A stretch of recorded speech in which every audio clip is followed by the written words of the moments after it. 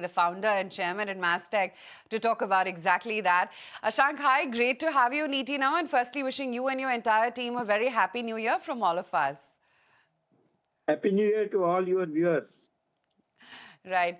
Ashank, let's talk about, discretionary spending, because that was the first big concern that came out for the IT pack here back home. Tell me, how's the spending in the US? Because it still seems that it's not really come up to the mark. And when do you think we can expect that to change? See, what really happened was there has been very high spend post-COVID for 2 or 3 years. And that it was required, obviously, because COVID created a new business models for people to operate, and that required IT spend. So some of that is getting reflected in certainly the discretionary spends, which are getting postponed. That's what happened last year. However, I do see that there is certainly a limit to what you can wait for discretionary spend. Remember, the world is getting competitive. IT is all over the place. AI is all over the place. You cannot afford not to spend IT for very long. Otherwise, you will lose your own competitiveness. And that some of that we are seeing, but what I'm saying is it's going to come back. I hopefully during this year. Hmm. Uh, Hi, sir. This is Harsh here. So, predominantly you operate more in Europe, UK. You have a larger exposure there. Talk to us about the trends playing out over there. Europe, especially, has been extremely interesting and has had a very, very interesting year in terms of the defense spend push, in terms of the way markets have behaved in Europe as well. How is IT spending evolving there? Give us a pulse. If I look at industry numbers over last few quarters, I have seen that Europe has generally done better for the industry. Certainly because of some of the reasons that you have mentioned. And compared to US, particularly in few sectors, IT industry has done better because of the uncertainties and some changes that have been happening in the US. Hmm. And what kind of a percentage in terms of new deal wins coming through are AI related spends? We've started to see a few disclosures come up with regard to some of the larger IT companies doing that. What are the trends you are seeing? And in Mastech in particular, is there a broad-based number that you can give us?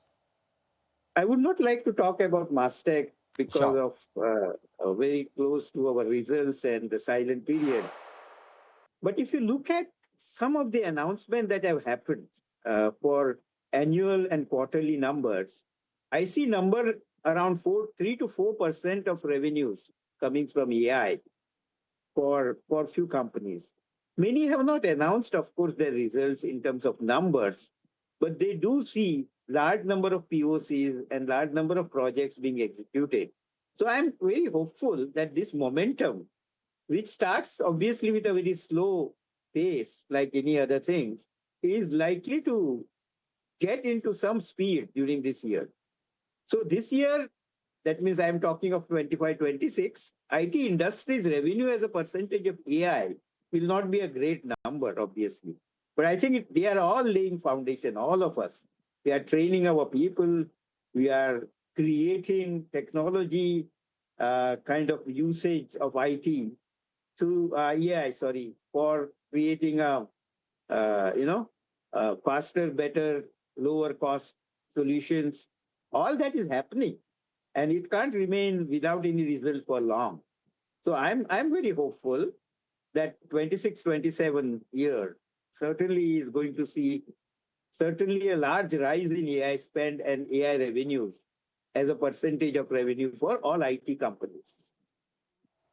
So, Ashank, let me turn this around. If I were to ask you, give me a SWOT analysis of where the Indian IT services industry stands right now, the strength, the weakness, the opportunity, the threat, how would you classify the same?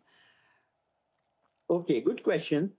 If you look at strength, that strength has been there for last 40 years since I started my journey in IT industry.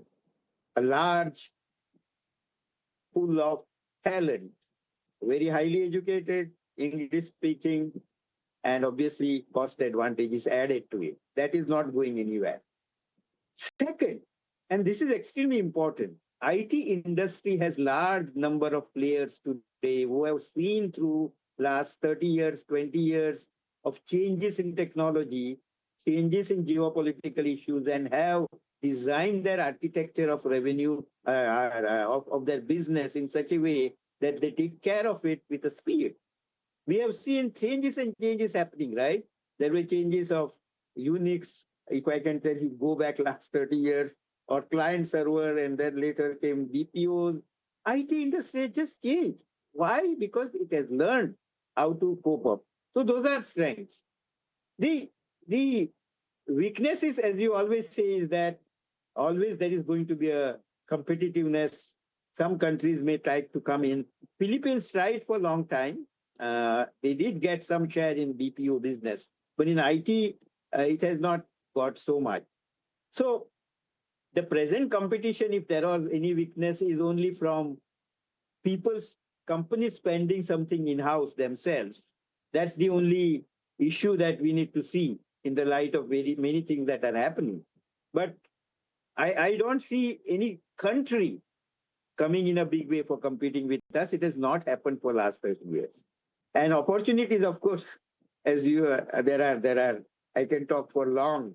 There is opportunities opening because of AI related new applications that we see ourselves doing all over. There is whole issue of, as I said, competitiveness getting more stringent because of many other issues that are happening globally, geopolitical and economic issues. That would mean that the IT has spend has to certainly remain high if companies have to be competitive. Those are opportunities which of course are going to remain forever, I feel. And IT spend as a percentage of GDP is not going down. It is remaining and growing.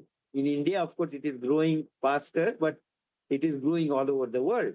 So those opportunities are not going anywhere. See, ultimately, technology needs experts to implement. Let us realize it. What has been our business proposition? Our business proposition is we understand technology, we will understand your applications, we can apply it for you and make you more competitive. That is going nowhere. That is not changing at all. So I would say that as an opportunity. There are threats, of course.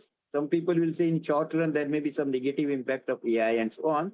But I see that as a temporary threat and not something which is lying forever. Because any productivity gain in the economy over last 300 years has increased ultimately GDP growth and IT spend and also the jobs. So I am very hopeful, but yes, there can be some short-term threats. I hope that answers your question comprehensively. It sure does. But what about H-1B visa rules? Because, that also seems to be adding to the constant uncertainty. Yeah, H1B has been an issue, but please remember H1B has two components. The stock of H1B who are already there in the country, US, and the additional one that happens. Now, additional one that happens is under threat, obviously, because 100,000 is very high. Nobody will be willing to pay that. Then there is whole issue of skills related instead of lottery system. All these changes are going to impact new H1Bs that are going to come. However, as I said, the stock is maybe 6, 7, 8 times larger than actual inputs that happen every year. So some of these negative aspects of it will not happen immediately. It will have to go over a few years to really feel the impact about it. And during those few years, I'm sure Indian IT industry will find ways. A, doing more offshore. B, obviously hiring people locally. And yes, it has some impact in terms of spend and so on. But I think The impact is not something which is suddenly going to happen starting this year. That is the only point I make. It's going to be gradual and we will have a time to react. Okay, Mr. Desai, thank you so much for joining us and giving us that Thanks. perspective. Please go ahead. Thanks to all your viewers and Happy New Year again. Thank you, and wishing you a very, very, you and your entire team a very, very happy 2026 from all of us here. Thank you so